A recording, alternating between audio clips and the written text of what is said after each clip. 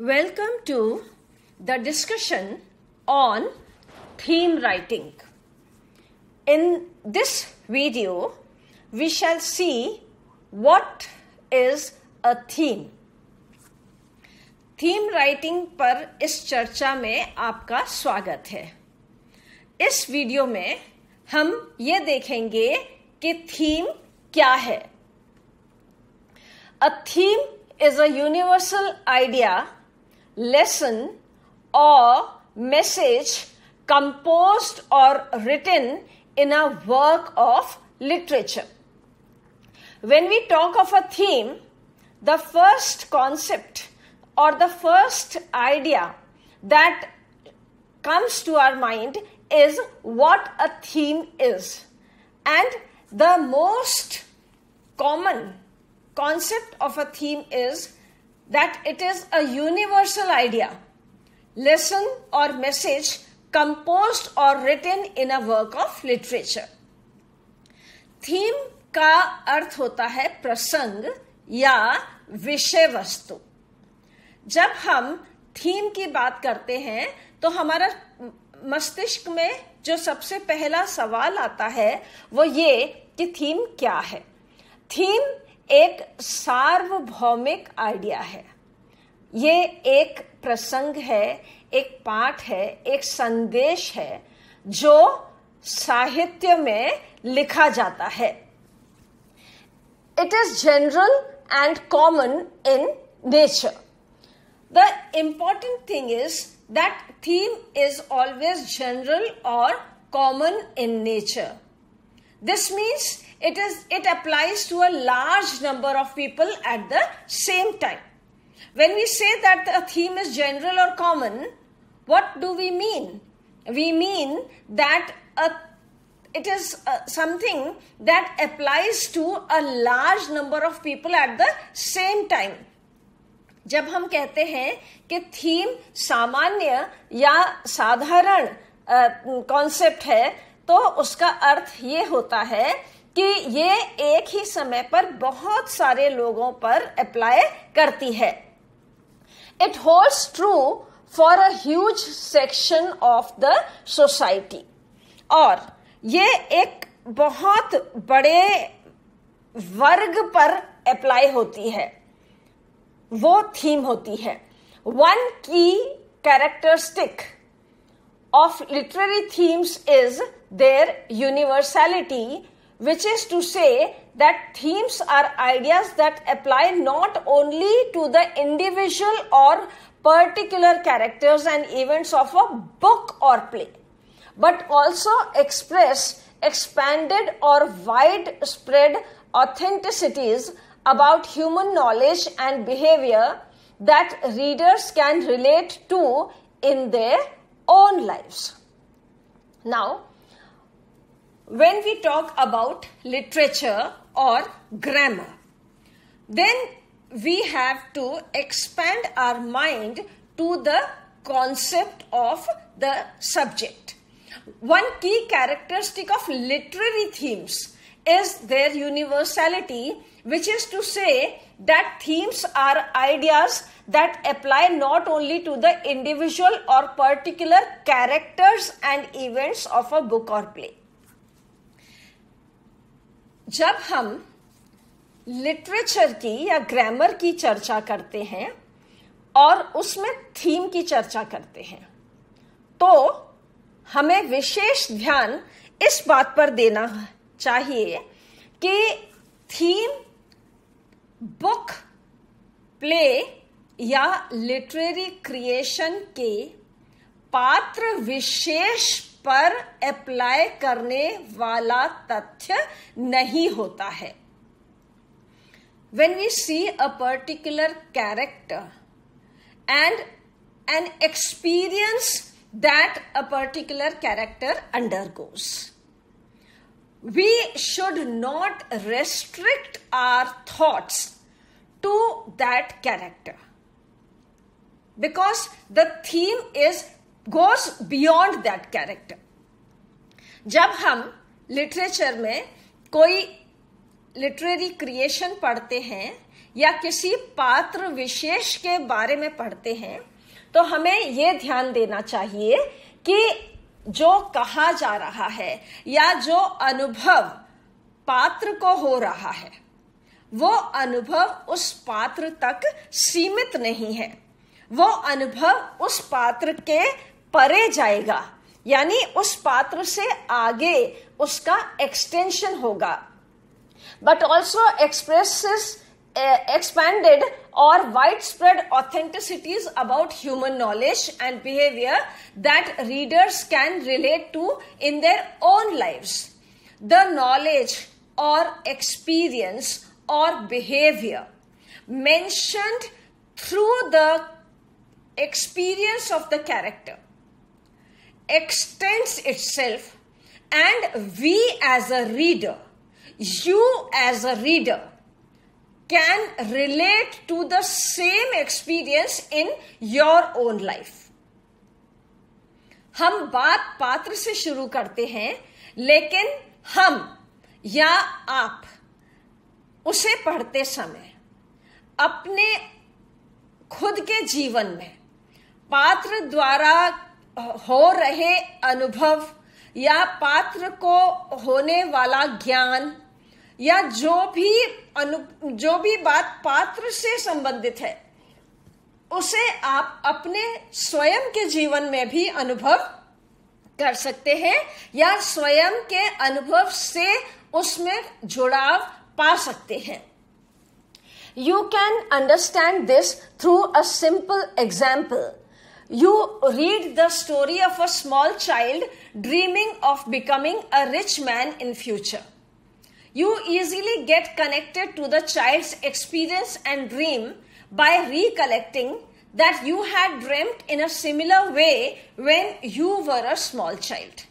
Now let us take an example here, and the example that we are discussing here is the experience of a small child who in childhood dreams of becoming a rich man in future. यहां हम एक उदाहरण ले रहे हैं. उदाहरण है एक छोटे बच्चे का जो स्वप्न देखता है, कल्पना करता है कि भविष्य में मैं एक बहुत ही अमीर आदमी बनूंगा, संपन्न व्यक्ति बनूंगा.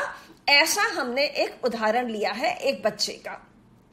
You easily get connected to the child's experience and dream by recollecting that you had dreamt in a similar way when you were a small child. Now, when you read an example of this kind in a story, in a play, or in any literary creation, you can easily relate to the thought that yes, just as this child is dreaming in the same manner as a child, I too had dreamt in the same way. आप पढ़ तो रहे हैं एक पात्र के विषय में, एक बालक के विषय में, एक शिशु के विषय में, और उसका जो स्वप्न था आप वही स्वप्न अपने खुद के अनुभव में पा लेते हैं कि जिस तरह से ये बालक स्वप्न देख रहा है कि भविष्य में बड़ा होकर मैं संपन्न व्यक्ति बनूंगा, इसी तरह मैं स्वयं भी अपने बचपन में ऐसा ही स्वप्न देखा करता था. Then further on you think of so many others whom you have known dreaming in the same way. This is the universality of the theme. Then after that your thought process expands itself to others whom you know had the same type of dream in their childhood. This is the universality of the theme. आप पहले पात्र को पढ़ते हैं और पात्र के बाद आप स्वयं पर उस अनुभव को लागू होता हुआ पाते हैं, और उसके बाद आप ये पाते हैं कि मैं ऐसे बहुत लोगों को जानता हूं जिन्हें इस तरह के स्वप्न देखते हुए मैंने बचपन में देखा था. यानी कि वो स्वप्न पात्र का है, संपन्न व्यक्ति बनने का, वही स्वप्न आपका स्वयं का भी है, अपने बचपन में देखा हुआ, और वही स्वप्न आप पाते हैं, याद कर पाते हैं कि और भी कई ऐसे लोग हैं जिन्हें मैं जानता हूं या जानती हूं जो इस तरह का स्वप्न देखा करते थे। ये है हमारी थीम की यूनिवर्सैलिटी या सार्वभौमिकता। हम इसको सब पर लागू होता हुआ पाते हैं। Some important aspects of the theme are all works of creative writing and literature have themes. Now, when we read about a theme, we have to take cognizance. We have to take our attention to certain things that apply to all the aspects of a theme. जब हम theme के बारे में पढ़ते हैं तो हमें हमारा ध्यान इस तरफ भी हमें लेके जाना है कि थीम के बारे में कुछ ऐसे बिंदु हैं जो हर थीम पर लागू होते हैं, या मोटे तौर पर अगर विश्लेषण करें तो लगभग से ये सारे के सारे आयाम थीम्स पर हमें देखने को मिल ही जाते हैं। जैसे कि all works of creative writing and literature have themes. All the works that have been composed or written in literature, they all are based on one or the other theme. Creative writing में, साहित्य में जितनी भी बातें लिखी गई हैं या जितनी भी रचनाएं रची गई हैं, वो सब किसी न किसी थीम पर आधारित है। अर्थात उन सब का कोई ना कोई विषय होता है या कोई ना कोई प्रसंग होता है। One single composition or creation can have multiple themes interwoven in it. There is also one more point, and that point is that one creation can have multiple themes interwoven into it. That is, the writing is a simple writing, one single piece of writing, but it can have multiple themes in it. हमें कई बार ऐसे लेख मिलते हैं, ऐसी रचनाएं मिलती हैं कि रचना तो एक है, लेकिन उसमें बहुत सारे थीम्स, बहुत सारे प्रसंग अंदर समाहित हैं, और वो सारे के सारे प्रसंग आपस में गुथे हुए हैं, आपस में जुड़े हुए हैं। Many different works can be written on the same or similar themes. Now, one more aspect we find, that is that the many different works can be written on the same or similar themes. Many works are written, and all those works have the same theme. कई बार हम देखते हैं बहुत सारी रचनाएं रची गई हैं, लेकिन बहुत सारी रचनाओं का विषय एक जैसा होता है। बहुत सारी कहानियां एक ही विषय से मिलती जुलती सी मिलती हैं, बहुत सारे उपन्यास मिलते हैं वो एक ही विषय पर लिखे हैं, और जितनी भी रचनाएं हैं, चाहे वो ऑडियो हैं, विजुअल हैं, प्रिंट मटेरियल है, उनमें हम ये समानताएं पाते हैं। Themes are sometimes divided into thematic concepts and thematic statements. A work's thematic concept is the broader topic it touches upon. Its thematic statement is what the work says about that topic. Now, themes are sometimes divided into thematic concepts and thematic statements. When we study a theme, we should also know that there are thematic concepts and thematic statements. We have a statement, and that statement has different concepts. Like a work's thematic concept is the broader topic it touches upon. Its thematic statement is that work says about the topic. what happens is that we have a thematic statement, one single point, and that statement can have many concepts hidden into it. जब हम प्रसंग को पढ़ते हैं, विषय को पढ़ते हैं, थीम को पढ़ते हैं, तो हमें, क्योंकि हम लिटरेचर की बात करते हैं, ग्रामर की बात करते हैं, हमें अपना सोच थोड़ा एक्सपैंड करना होगा, हमें अपने सोच का विस्तार करना होगा कि जब हम थीमेटिक स्टेटमेंट की बात करते हैं तो हम एक स्टेटमेंट से शुरू होते हैं, एक छोटे से वाक्य से शुरू होते हैं और उसके अंदर हमें कई कॉन्सेप्ट्स मिल जाते हैं, कई आयाम मिल जाते हैं. For example, the thematic concept of an adventure novel might be mountaineering. Now here we take an example of mountaineering, and depending on what happens in the story, its thematic statement might be that mountains are grand creations of nature, or that adventure or mountaineering is a skill not everybody possesses. Now, when we talk about a particular topic of mountaineering and the writing or the composition tells us in its heading that we are talking about mountaineering, then we go inside the topic, we go further on into the topic and find that the statement which is carried forward is that mountains are grand creations of nature, or that adventure of mountaineering is a skill not everybody possesses. When we talk about one point, there is extension about the idea. हम जब प्रसंग की बात करते हैं तो हमारा प्रारंभ एक विषय विशेष से होता है, एक पॉइंट से होता है, एक बिंदु से होता है. यहां हमने उदाहरण लिया है पर्वतारोहण का. जब हम विषय का टॉपिक देखते हैं, हेडिंग देखते हैं, तो हमने देखा माउंटेनियरिंग है, पर्वतारोहण है. लेकिन जब हम उसमें आगे पढ़ते हैं तो आगे हमें और विचारों का विस्तार मिलता है, जैसे कि mountains are grand creations of nature.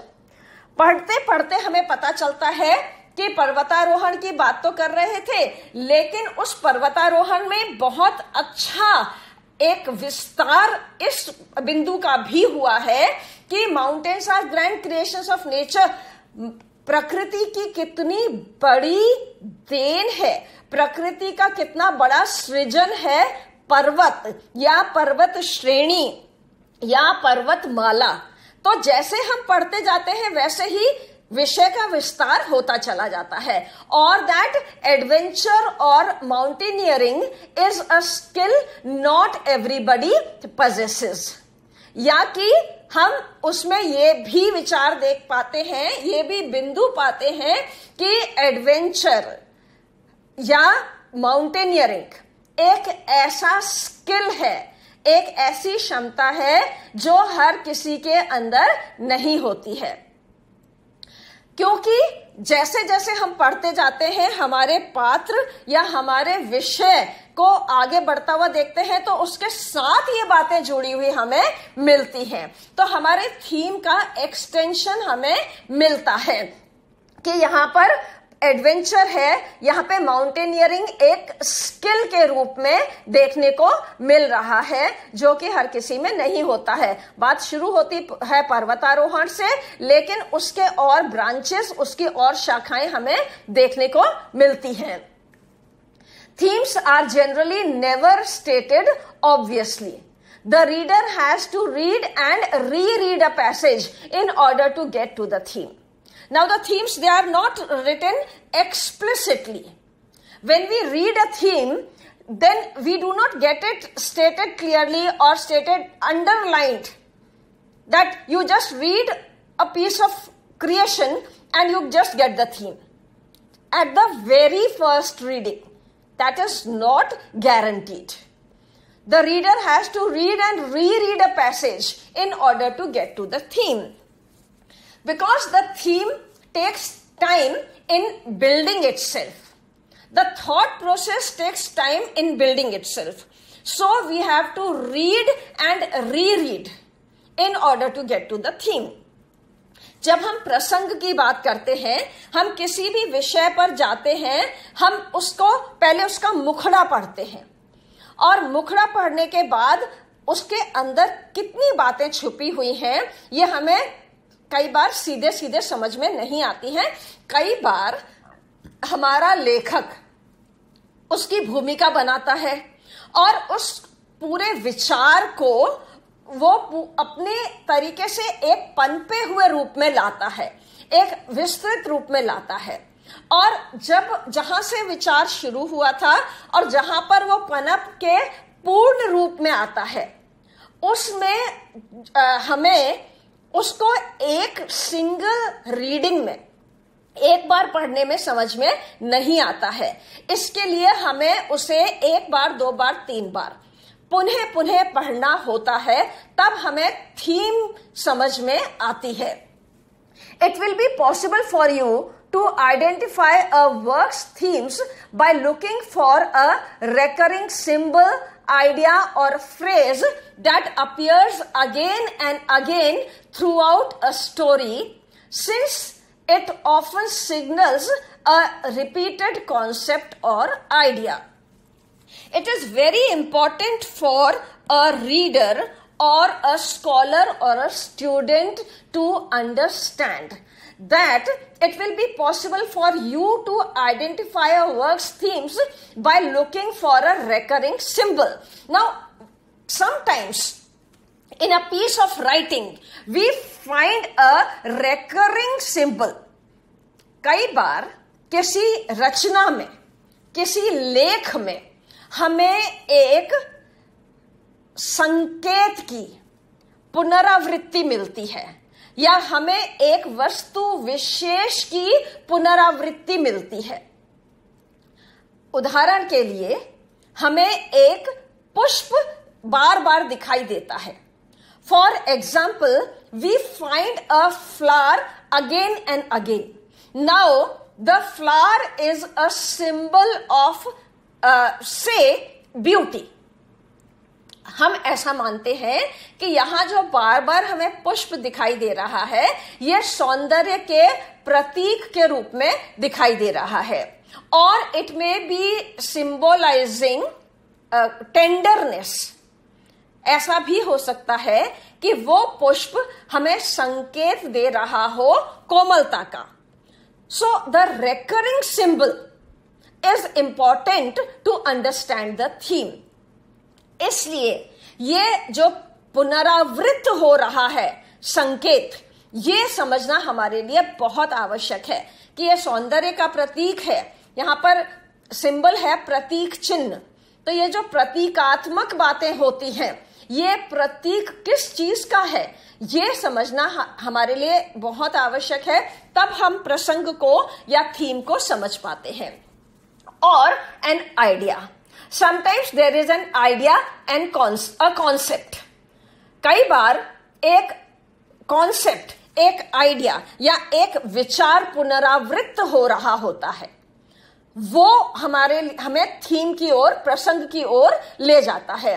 और phrase that appears again and again throughout a story. Sometimes there is a phrase that occurs again and again in a story, and that phrase tells us that the character or the storyline is moving in a particular direction. Say for example, a character says God bless you again and again, God bless you, God bless you, God bless you. Automatically that particular phrase takes us to a type of understanding, a form of understanding that the character has something pious or pure in his mind. So maybe the storyline is based on something pure. यहां पर हम एक उदाहरण लेते हैं, जैसे हमने God bless you का लिया, ईश्वर तुम्हारा भला करे, ईश्वर तुम्हारा भला करे। यदि हमें बार बार इसकी पुनरावृत्ति मिलती है, जिसे हम तकिया कलाम भी बोलते हैं,